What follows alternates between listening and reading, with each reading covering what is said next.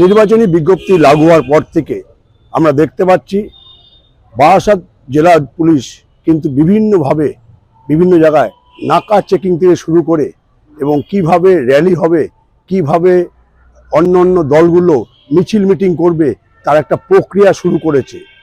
আমরা এদিন দেখতে পেলাম বারাসাত থেকে শুরু করে মধ্যমগ্রামেও যে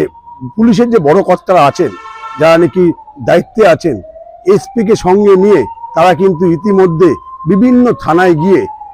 সেখানে অফিসার থেকে শুরু করে অন্য অন্য পুলিশ কর্মীদের তারা ব্রিফিং করছেন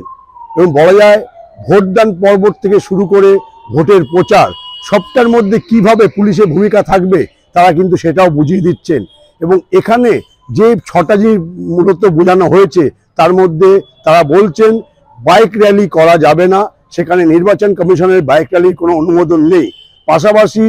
হোটেল রেস্তোরাঁয় বহিরাগতরা কি আসছে কিনা তারও খোঁজখবর নিতে হবে এবং বলা যায় যে বিভিন্ন বিদেশের গাড়ি অর্থাৎ বিভিন্ন প্রদেশের গাড়ি যদি এখানে ঢোকে এবং ভিন রাজ্যের গাড়ি সেগুলো চেকিং করা হচ্ছে এবং সেগুলো কিন্তু দেখা হচ্ছে তাদের বৈধ লাইসেন্স এবং বৈধ কাগজপত্র। অর্থাৎ এই জেলা জুড়ে আগামী যে ভোট পর্ব অর্থাৎ 29শে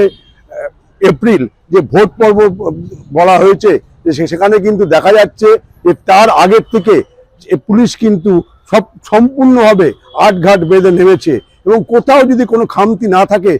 সে কারণে বিভিন্ন থানায় গিয়ে অফিসারদের বোঝানো হচ্ছে যে কিভাবে এই ভোটকে তারা পাখির চোখ করবে এবং কোনগুলো তারা প্রাধান্য দেবে, কোনগুলো তারা প্রাধান্য দেবে না, সবটাই কিন্তু তাদের হাত কলমে এবং ভোকাল টনিকের মাধ্যমে তাদেরকে বুঝিয়ে দিচ্ছে।